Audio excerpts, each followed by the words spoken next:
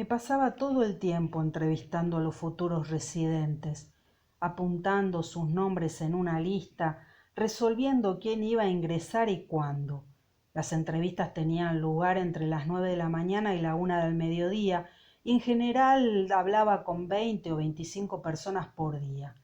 Les veía por separado, uno después del otro, en el recibidor de la casa.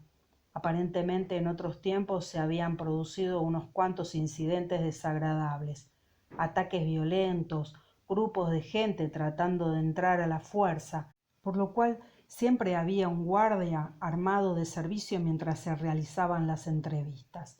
Frick vigilaba en las escalinatas de entrada con un rifle para asegurarse de que la cola se movía en orden sin salirse de control. La cantidad de gente que esperaba afuera era asombrosa, en especial en los meses cálidos. Lo más común es que hubiera entre 50 y 75 personas en la calle todo el tiempo. Esto significaba que casi toda la gente que yo veía había estado esperando de 3 a 6 días solo por la oportunidad de ser entrevistada, durmiendo en la acera, avanzando lentamente en la cola, aguantando estoicamente hasta que les llegara el turno. Uno a uno entraban a verme, vacilantes, un torrente de gente interminable y sin pausa. Se sentaban frente a mí en una silla tapizada en piel roja y yo les hacía todas las preguntas pertinentes. Nombre, edad, estado civil, ocupación anterior, último domicilio fijo, etc. Esto no llevaba más que un par de minutos, pero la entrevista rara vez acababa ahí. Todos querían contarme su historia y yo no tenía más remedio que escuchar. Cada relato era diferente, pero en el fondo todos eran iguales: las adversidades de la suerte, los errores de cálculo, el peso creciente de las circunstancias. Nuestras vidas no son otra cosa que la suma de múltiples contingencias, y no importa cuán distintas sean en sus detalles, todas comparten una esencia fortuita. Esto, luego aquello, y a causa de aquello, esto otro. Un día me desperté y lo vi. Me lastimé la pierna y entonces no pude correr lo suficientemente rápido. Mi mujer dijo, mi madre cayó, mi esposo olvidó. Escuché cientos de estas historias y había ocasiones en que pensaba que no podía soportarlo más. Tenía que ser comprensiva, asentir en los momentos indicados, pero los modales calmos y profesionales que intentaban mantener eran una pobre defensa contra las cosas que oía. Yo no estaba hecha para escuchar la historia de las chicas que trabajaban de prostitutas en las clínicas de eutanasia. No me sentía capacitada para oír a las madres que contaban cómo habían muerto sus hijos. Era demasiado horrible, demasiado implacable, y todo lo que podía hacer era esconderme tras la máscara de mi trabajo. Apuntaba el nombre de la persona en la lista y le daba una fecha: 2, 3, incluso 4 meses más adelante. Entonces tendremos un hueco para usted, le aseguraba. Cuando por fin ingresaban en la residencia, yo era la encargada de recibirlos. Ese era mi trabajo principal por las tardes: enseñar el lugar a los recién llegados, explicarle las normas, ayudarlos a establecerse. Casi todos conseguían acudir a la cita que habíamos acordado tantas semanas antes, pero algunos no venían. No resultaba muy difícil adivinar la razón. Según las reglas, guardábamos la plaza durante un día entero. Si para entonces la persona no aparecía, borrábamos su nombre de la lista. El proveedor de la residencia Gubur era un hombre llamado Boris Stepanovich. Él nos traía la comida necesaria, las tabletas de jabón, las toallas, algunas piezas ocasionales de un artefacto. Venía 4 o 5 veces por semana, trayendo la mercadería que habíamos pedido y llevándose algún otro tesoro del patrimonio Gubur. una tetera de porcelana, un juego de fundas de sillones, un violín o el marco de un cuadro, todos los objetos que habían almacenado en la quinta planta y que aún seguían manteniendo la residencia Gubun. Boris Stepanovich llevaba muchos años con ellos, según contaba Victoria, desde la época de los primeros refugios del doctor Gubun. Aparentemente los dos hombres habían sido amigos muchos años, aunque teniendo en cuenta lo que yo había oído del doctor Gubun, me sorprendía que pudiera haberse relacionado con un personaje tan equívoco como Stepanovich. Creo que tenía algo que ver con que una vez el doctor había salvado la vida de Boris, o tal vez fuera lo contrario. Escuché varias versiones distintas de la historia y nunca llegué a saber cuál era la verdadera. Boris era un hombre robusto, de mediana edad, casi gordo para los estándares de la ciudad. Le gustaban las ropas estrambólicas, gorros de piel, bastones, flores en las solapas, y en su cara redonda y brillante había algo que recordaba a un jefe indio o un potentado oriental. Todo lo que hacía tenía un cierto estilo, incluso la forma en que fumaba sus cigarrillos, sujetándolo estrechamente entre el pulgar y el índice, inhalando el humo con elegante, despreocupada indiferencia, y luego soltándolo a través de sus abultados orificios nasales, como el vapor de una tetera hirviente.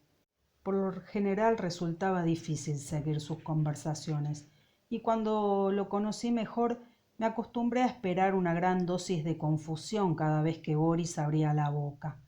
Era aficionado a los conceptos oscuros y alusiones indirectas, y adornaba las frases más simples con imágenes tan barrocas que siempre me perdí al intentar comprenderlo.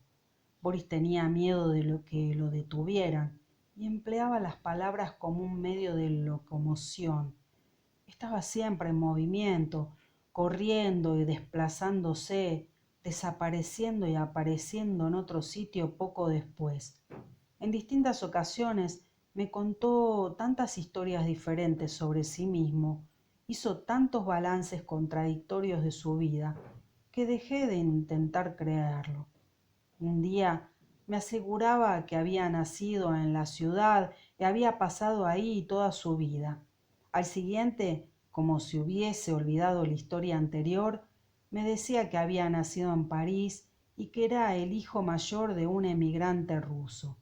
A causa de ciertas dificultades con la policía turca en su juventud, había adoptado otra identidad, y desde entonces se había cambiado el nombre tantas veces que ya no podía recordar con seguridad cuál era el verdadero. No importa, decía, un hombre debe vivir el presente. ¿Y qué importa quién eran la semana pasada si sabes quién eres hoy? Según decía en sus orígenes, había sido un indio algonquino, pero después de la muerte de su padre, su madre se había casado con un conde ruso. Él no se había casado nunca, o se había casado 3 veces, dependiendo de la versión que más le convenía en ese momento, ya que siempre que Boris se embarcaba en una de esas historias personales era para probar alguna cuestión, como si recurriendo a su propia experiencia pudiera arrojarse una verdadera autoridad en cualquier tema concreto. Por lo mismo, había desempeñado todos los trabajos imaginables, desde la más humilde tarea manual hasta el más encumbrado cargo ejecutivo. Había sido lavaplatos, malabarista, vendedor de coches, profesor de literatura, carterista, agente inmobiliario, director de un periódico y gerente de unos grandes almacenes especializados en ropa de señoras. Sin embargo, me estoy olvidando de algo, pero supongo que te harás una idea.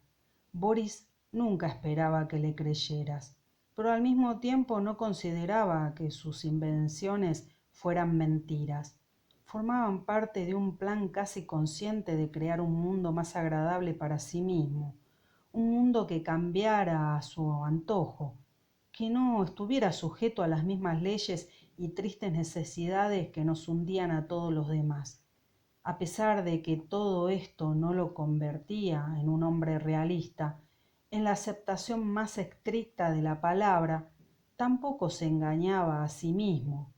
Boris no era el pedante confabulador que parecía, y debajo de sus fanfarronadas e insensibilidades siempre había el indicio de algo más, una perspicacia quizás, un don de profunda comprensión.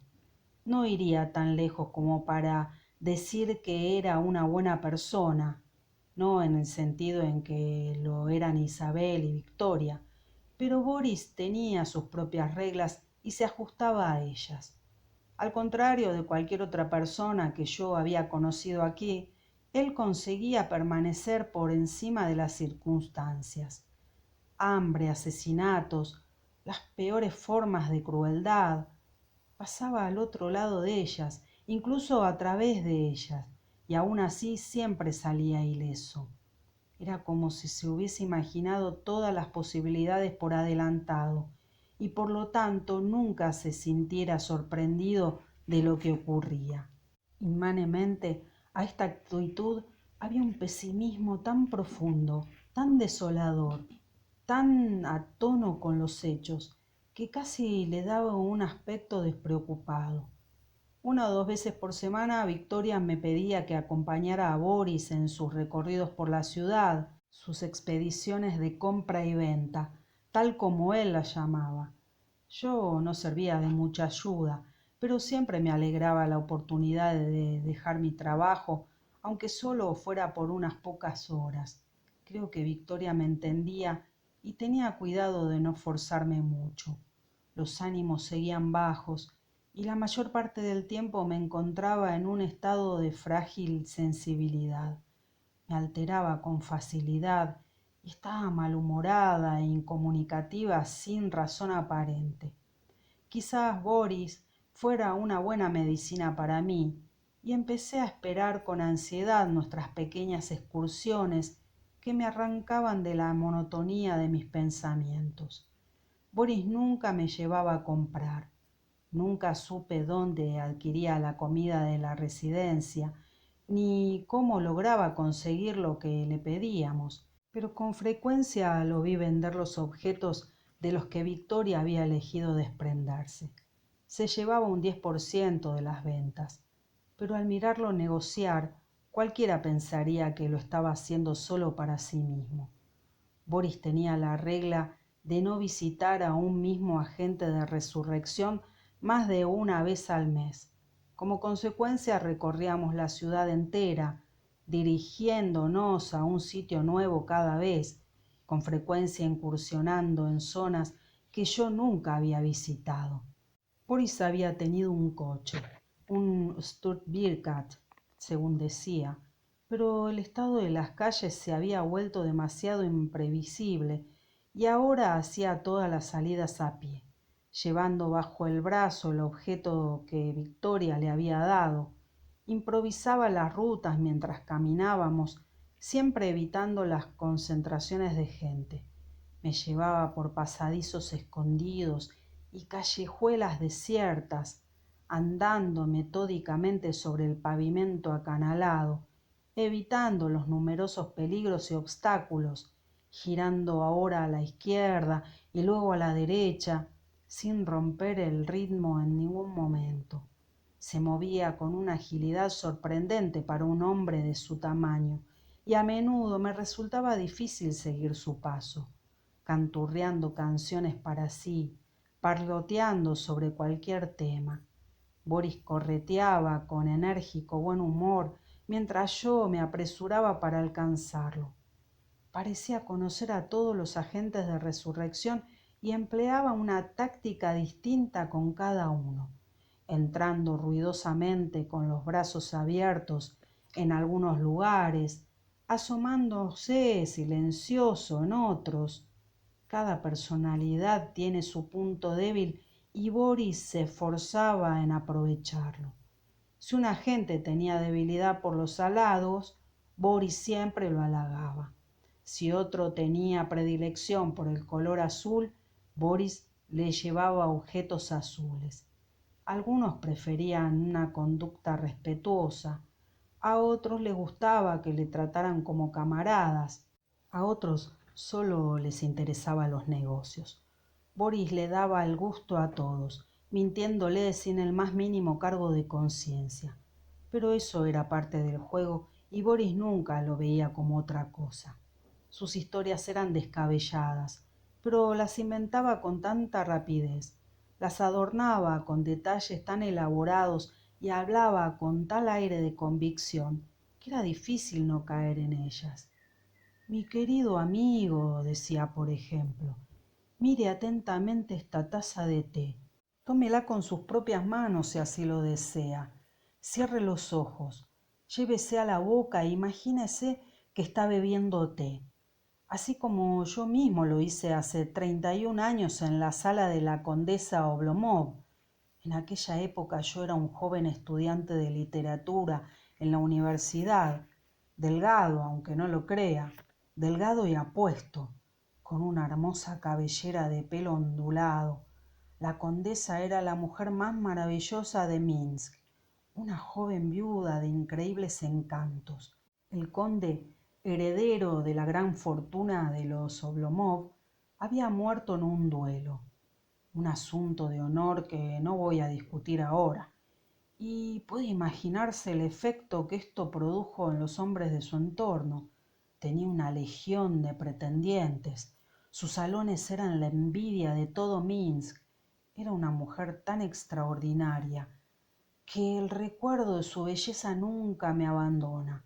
El cabello rojo y brillante, sus senos pálidos y erguidos, sus ojos centellantes de ingenio y con un atisbo esquivo de malicia, era suficiente para volverlo a uno loco.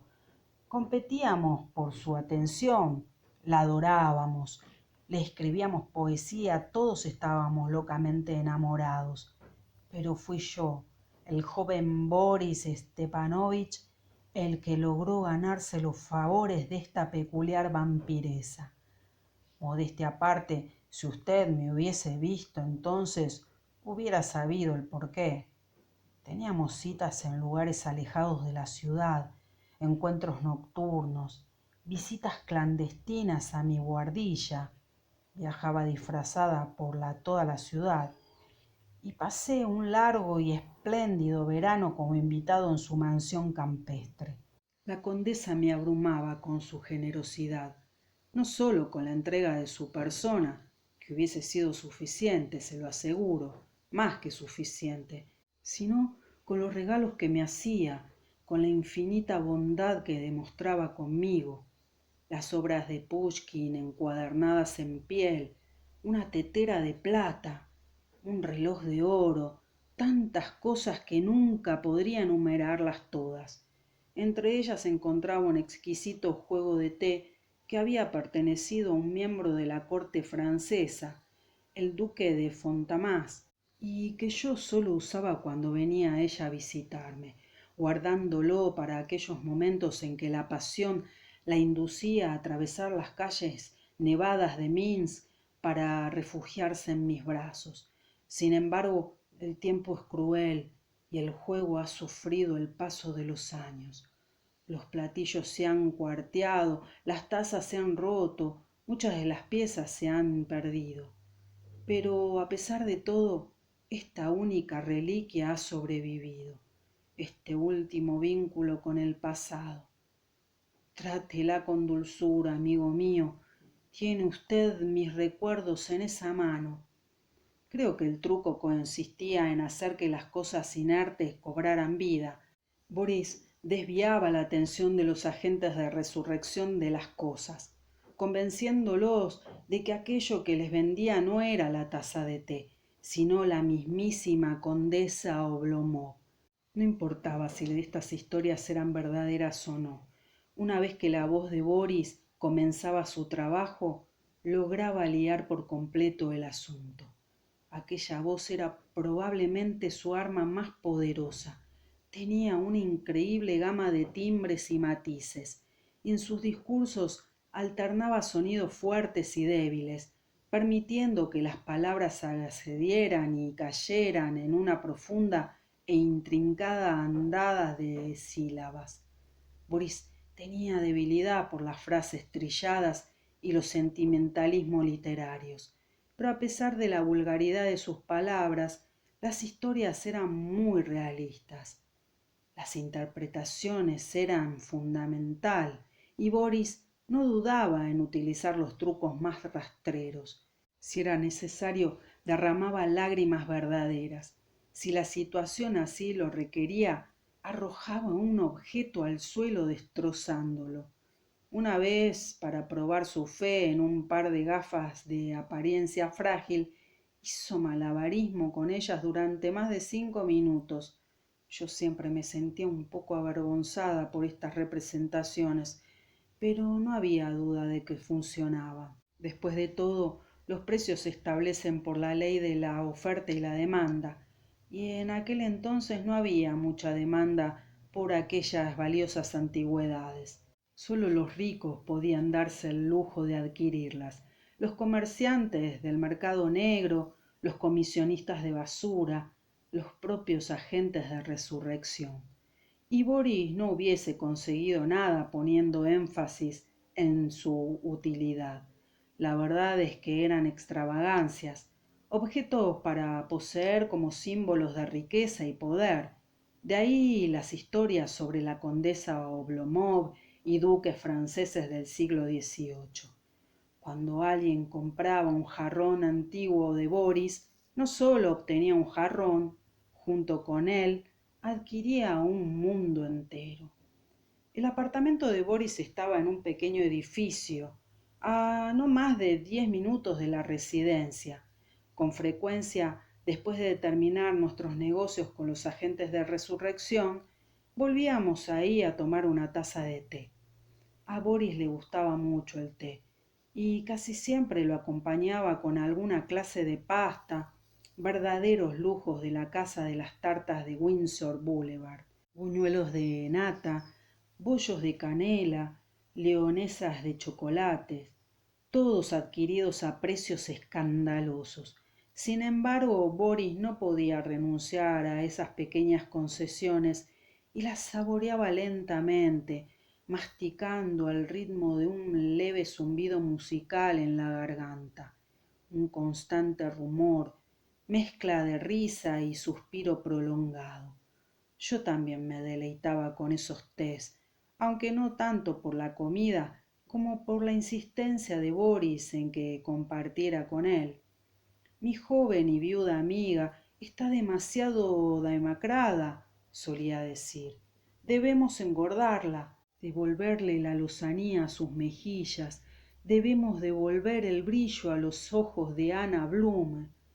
Resultaba difícil no disfrutar de este tratamiento, y había momentos en que tenía la sensación de que todo el entusiasmo de Boris era sólo una farsa representada en mi provecho. Uno por uno interpretaba los papeles de payaso, bribón o filósofo, pero cuanto más lo conocía, más los veía como parte de una única personalidad, blandiendo todas sus armas con un fin de volverme a la vida.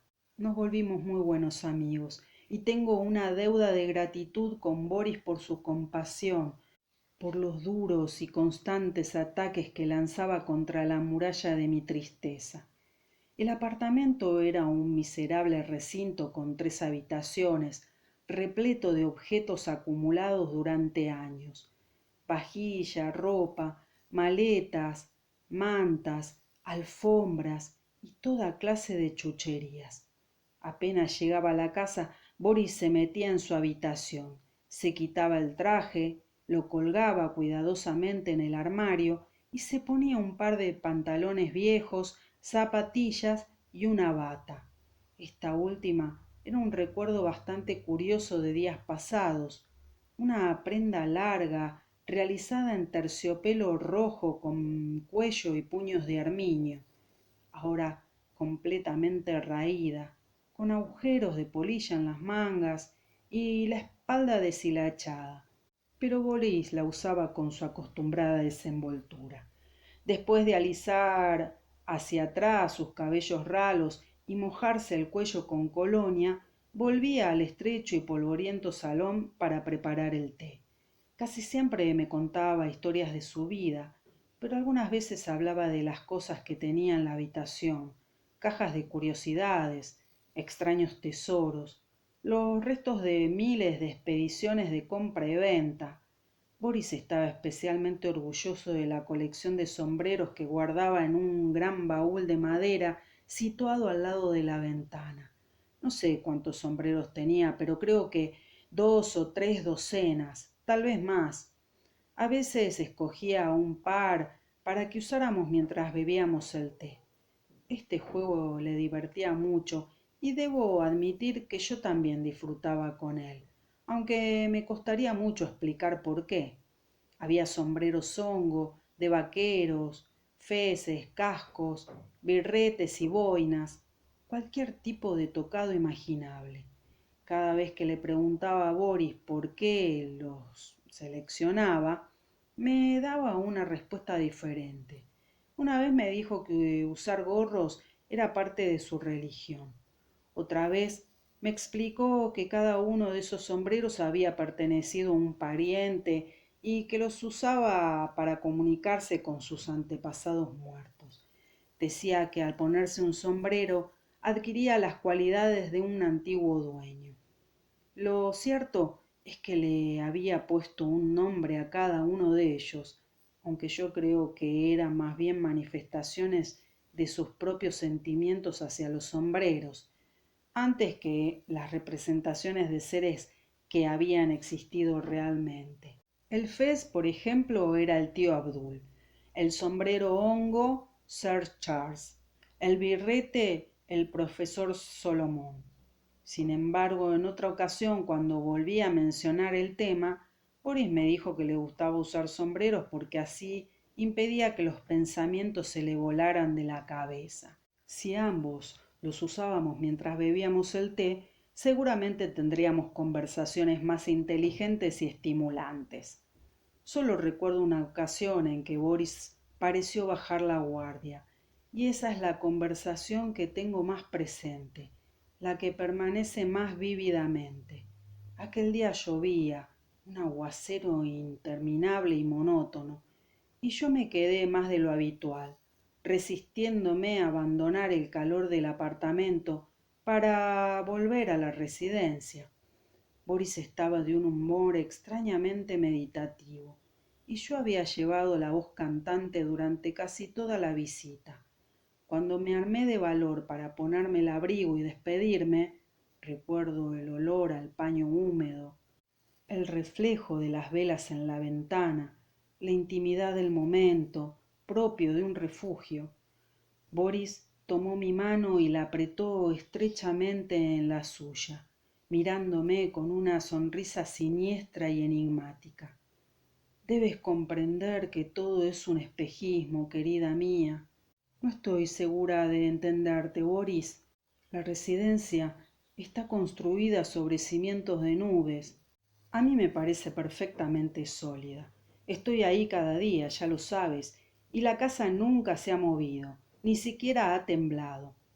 Por ahora no, pero dale un poco de tiempo y verás lo que quiero decir. ¿Cuánto es un poco de tiempo? Lo que sea. Las habitaciones del quinto piso ya no darán más de sí. Ya me entiendes, y tarde o temprano no quedará nada para vender. Las reservas ya están escaseando, y una vez que algo se termina, no hay forma de recuperarlo. ¿Y eso te parece tan terrible? Todo se acaba, Boris, y no veo por qué la residencia habría de ser diferente. Para ti es fácil decirlo, pero ¿qué pasará con la pobre Victoria? Victoria no es tonta. Estoy segura de que ya ha pensado en estas cosas. Victoria también es obstinada. Seguirá ahí hasta que se le acabe el último glot, y entonces no acabará mejor que la gente a la que ha intentado ayudar. ¿No cree que es asunto suyo? Sí y no. Yo le prometí a su padre que la cuidaría, y no pienso romper mi promesa.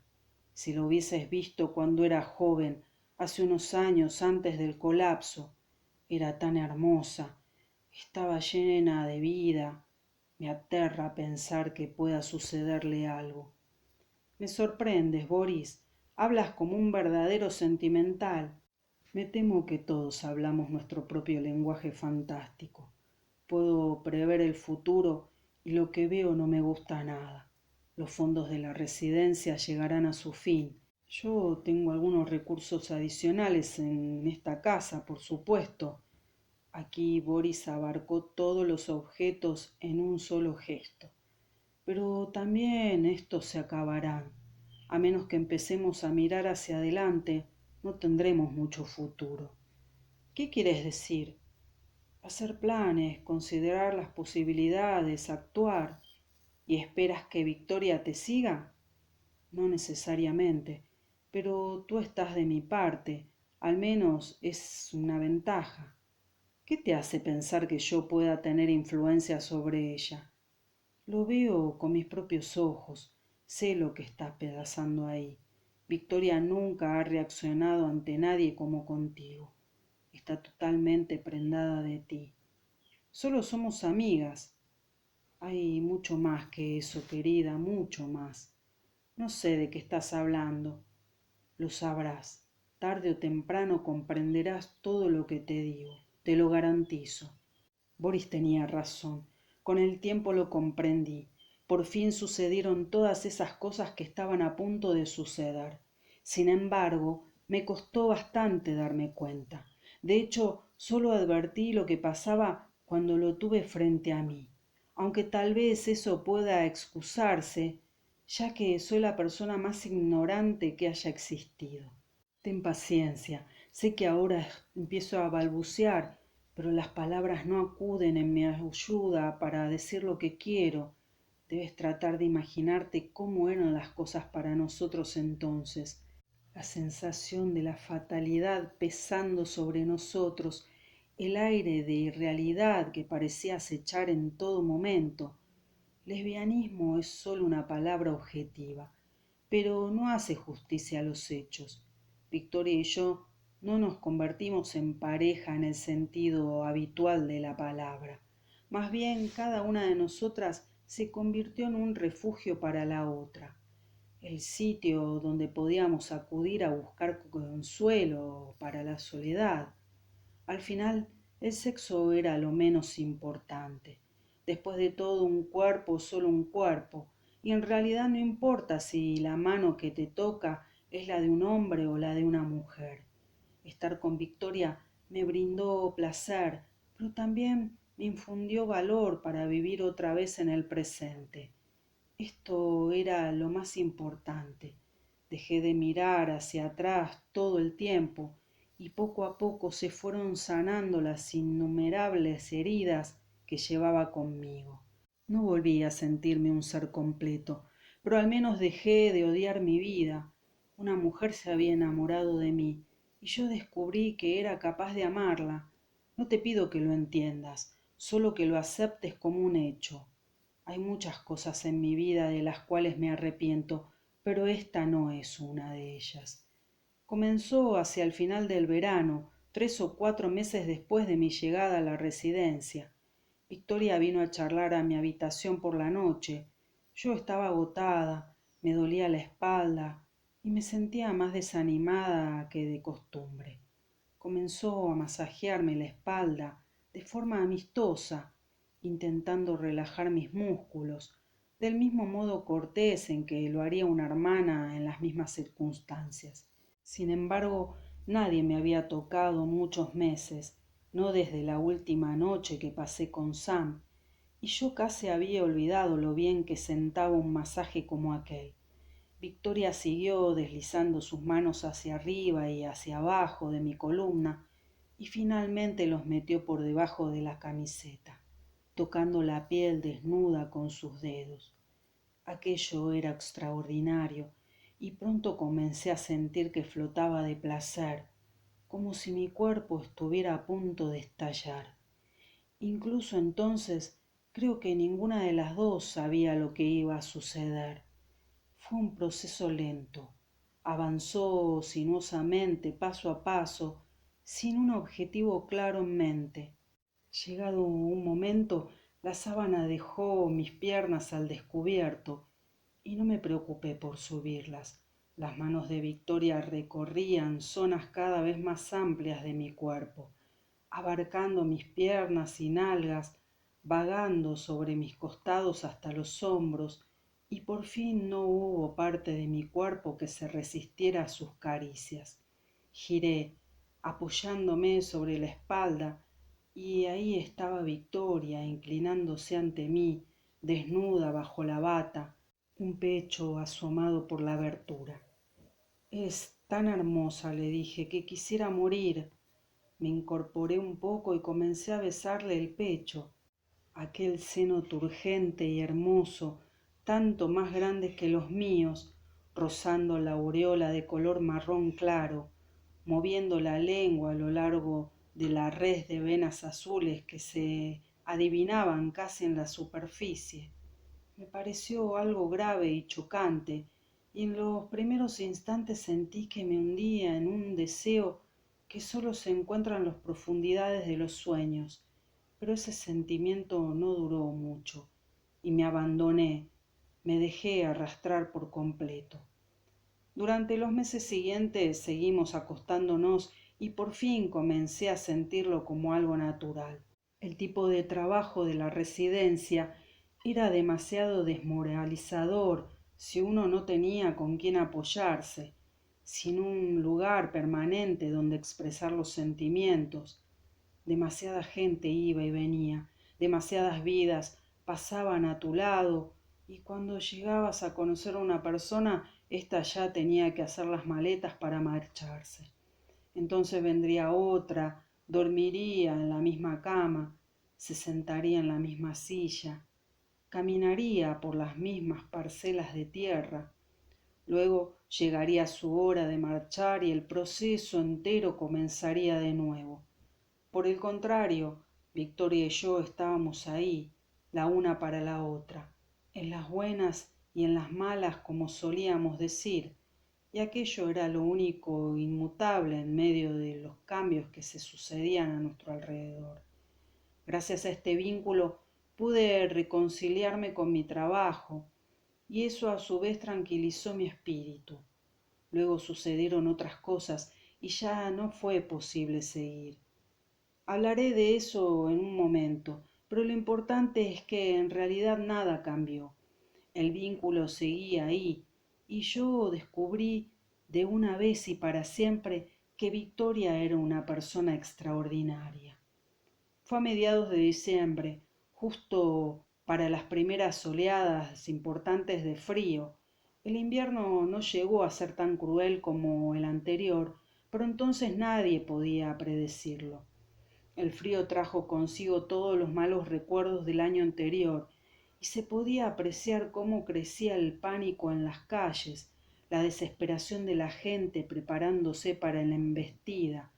Las colas a las puertas de la residencia se volvieron más largas que en los meses anteriores, y tuve que trabajar horas extras para acoger esta demanda adicional.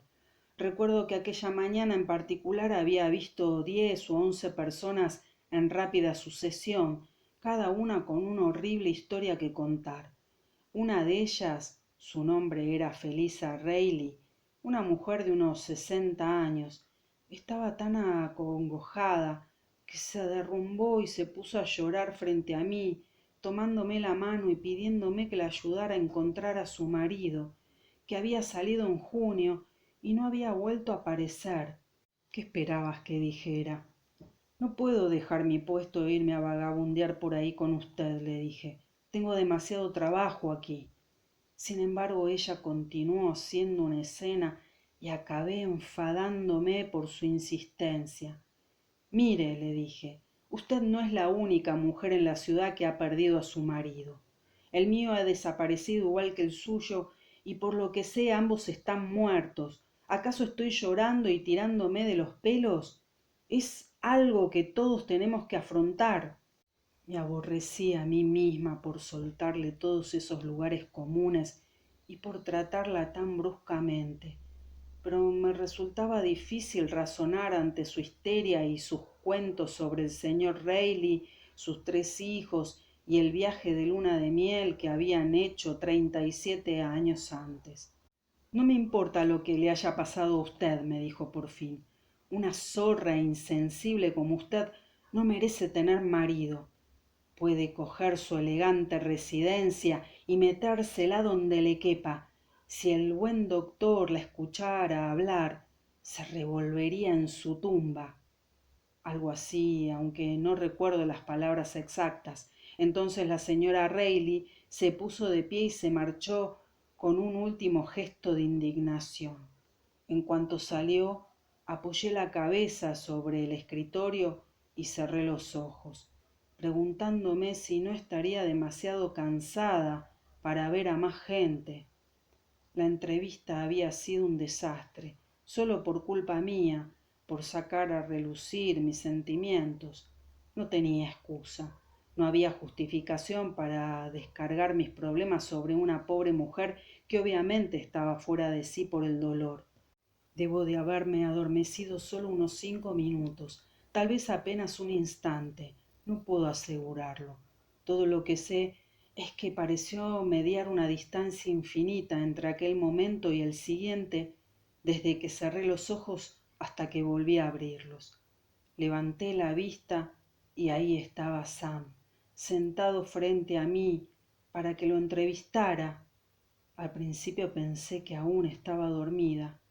Es un espejismo, me dije a mí misma. Viene de esos sueños en que uno se imagina que ha despertado, pero el despertar es solo una parte más del sueño. Luego pronuncié mentalmente su nombre, Sam, y de inmediato comprendí que no podía ser otro más que él. Era Sam, pero al mismo tiempo no lo era. Era Sam en otro cuerpo, con cabello cano y magulladuras en la cara, con los dedos negros y encallecidos, y las ropas en harapos. Estaba ahí sentado, con una expresión tétrica y totalmente ausente en la mirada, hundido en sí mismo. Según me pareció, perdido por completo. Lo vi todo en un instante, un torbellino, un parpadeo. Era Sam, pero no me reconocía, no sabía quién era yo.